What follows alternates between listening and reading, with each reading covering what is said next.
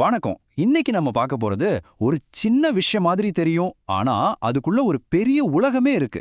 வெறும் 6 வரிகள். ஆனா 2000 வருஷமா ஒரு உடைந்த இதயத்தோட வலிய அப்படியே நமக்கு கடத்துது. வாங்க அந்த சங்ககால கவிதையோட ஒவ்வொரு அடுக்கையும் பிரிச்சு பார்க்கலாம். கவிதையோட முதல் வரிகள் இதான். கன்று முன்னாது களத்திலும் படாது. கேட்கறதுக்கு ரொம்ப சிம்பிளா இருக்கு இல்லையா? கன்றுக்குட்டியும் குடிக்கல, பாத்திரத்திலையும் இல்ல. சரி, அதுக்கு என்ன இப்போ? ஆனா இந்த 2 வரிகளுக்கு பின்னாடி தான் மிகப்பெரிய சோகமே ஒளிஞ்சிருக்கு. அதைத்தான் நம்ம இப்போ உடைக்க போறோம். இதுதான் நம்ம முழு அலசலோட மையமான கேள்வி. வீணா போன பாலுக்கும் பிரிவால வாடுற ஒரு பொண்ணோட அழகுக்கும் என்னங்க சம்பந்தம்?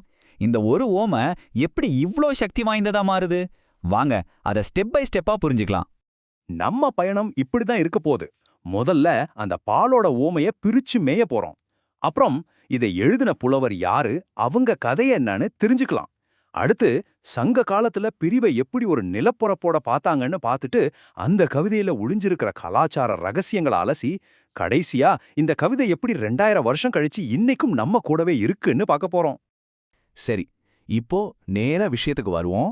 இந்த கவிதையோட ஆன்மாவே அதோட முதல் 2 வரிகள்ல இருக்கிற அந்த ஊமை தான். அத முதல்ல அலசி ஆராய்ஞ்சிடலாம்.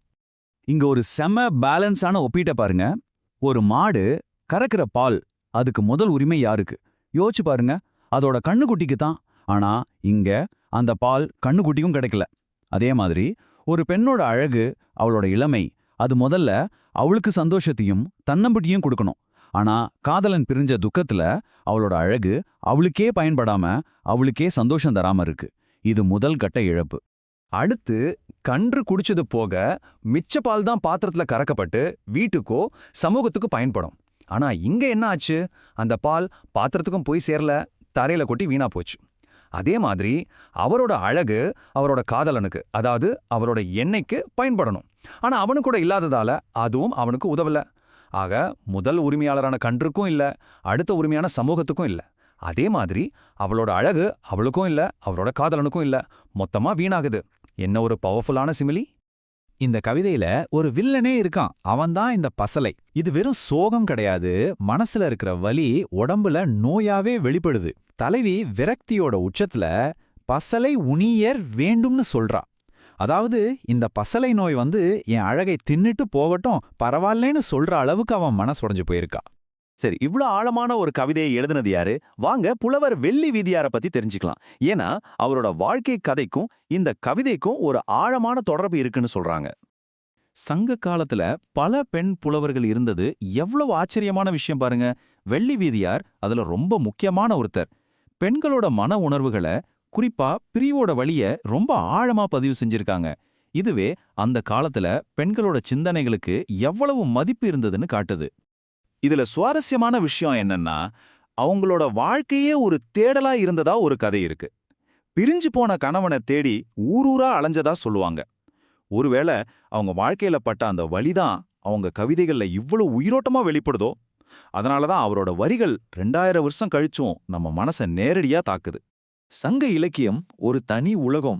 அங்க ஒவ்வொரு கவிதைக்கும் ஒரு குறிப்பிட்ட நிலம், ஒரு குறிப்பிட்ட மனநிலை பின்னணியா இருக்கும். அந்த கட்டமைப்பை புரிஞ்சுக்கிட்டா கவிதைய நாம இன்னும் ஆழமா ரசிக்க முடியும். திணைங்கிறது சங்க கவிதைகளை புரிஞ்சுக்க ஒரு சாவி மாதிரி. ஒவ்வொரு நிலமும், அதாவது குறிஞ்சி, முல்லை, மருதம், நெய்தல், பாலை, இது ஒவ்வொன்றும் காதலோட ஒவ்வொரு ஸ்டேஜை சொல்லும். இது ஒரு எமோஷனல் ஜியோகிராஃபி மாதிரி. இந்த அட்டவணை முழு விஷயத்தையும் அழகா விளக்குது. நம்ம கவிதை அமைஞ்சிருக்கிறது பாலை திணையில. பாலைனா என்ன? பிரிவு, துயரம், ஏக்கம். அந்த வறண்ட நிலத்துக்கும் மனசுல இருக்கிற வறட்சிக்கும் கனெக்ட் பண்ணி பாருங்க. எல்லாம் கச்சிதமா பொருந்தும். இங்க நாம கவனிக்க வேண்டிய முக்கியமான விஷயம், பாலைங்கிறது நிரந்தரமான ஒரு பாலைவனம் கிடையாது. செழிப்பான குறிஞ்சி நிலமும் முல்லை நிலமும் தான் வெப்பத்தால காஞ்ச போகும்போது உருவாகிற ஒரு தற்காலிக நிலை. இது தலைவியோட நிலைக்கு ஒரு அற்புதமான உருவகம். ஒரு காலத்துல செழிப்பா இருந்த அவளோட அழகு பிரிவோட வெப்பத்துல இப்போ தரிசு நிலமா மாறிட்டு இருக்கு. கவிதையோட கடைசி வரிகள்ல அந்த காலத்து மக்களோட வாழ்க்கை முறை, அவங்களோட அழகியல்னு பல விஷயங்கள் ஒளிஞ்சிருக்கு. அந்த வார்த்தைகளுக்குள்ள இருக்கிற உலகத்தை இப்ப கொஞ்சம் எட்டி பார்க்கலாம் வாங்க. இந்த கவிதையில வர்ற மாமை, திதலை மாதிரியான வார்த்தைகள் சங்க காலத்துல அழகுனா என்னன்னு நமக்கு காட்டுது. மாமைங்கிறது மாந்தளிர் மாதிரி இருக்கிற கருமை கலந்த விரம். அது அழகின் உச்சமா கொண்டாடியிருக்காங்க. இன்னைக்கு இருக்கிற மாதிரி இல்லாம அப்போ இருந்த அழகியல் எவ்வளோ இயற்கையோட ஒன்றி இருந்ததுன்னு இது நமக்கு உணர்த்துது. இலக்கியங்கள்ல சொல்ற பசலையோட அறிகுறிகளை பார்த்தா அது மனசுக்கும் உடம்புக்கும் இருக்கிற ஆழமான தொடர்பை அவங்க அப்பவே புரிஞ்சுக்கிட்டதை காட்டுது. மனத்துயரம் உடம்புல எப்படி வெளிப்படுங்கிற ஒரு சைக்கோசொமாட்டிக் பார்வை இது. வளையல் கழண்டு விடுறதுங்கிறது வெறும் வர்ணனை இல்ல, அது துக்கத்துல உடல் மெலிஞ்சு போறதோட ஒரு நேரடி வெளிப்பாடு. ஓகே, இப்போ இந்த கவிதையோட டைம் டிராவலை பார்க்கலாம். பனையோலையில எழுதப்பட்டு காணாம போற நிலைமைக்கு வந்து அப்புறம் மீண்டு இன்னைக்கு சினிமா பாட்டு வரைக்கும் அது பயணம் செஞ்ச கதை ரொம்பவே ஆச்சரியமானது. இந்த டைம்லைனை பாருங்க. பல நூற்றாண்டுகள் பனை ஓலையில மட்டுமே இருந்த இந்த கவிதை காலப்போக்குல மறைஞ்சே போயிருக்கலாம். ஆனா 19ஆம் நூற்றாண்டுல ஊவேசா மாதிரியானவங்க ஊர் ஊரா அலைஞ்சி இந்த மாதிரி ஓலைச்சுவடிகளை தேடி கண்டுபிடிச்சதால தான் இன்னைக்கு நாம இதை பத்தி பேசிட்டு இருக்கோம். அவருக்கு நாம நன்றி சொல்லியே ஆகணும். இந்த கவிதையோட உணர்ச்சி எவ்வளவு சக்தி வாய்ந்ததுன்னா 2000 வருஷம் கழிச்சும் நம்ம காலத்து இயக்குனர்கள், கவிஞர்கள் அதோட வரிகளை தங்களோட படைப்புகள்ல பயன்படுத்துறாங்க. இருவர் படத்துல வர்ற நறுமுகையே பாட்டுல இந்த வரிகள் வரும். இதுவே இந்த வரிகளோட உயிர் இன்னும் துடிப்பா இருக்குன்னு காட்டுது இல்லையா?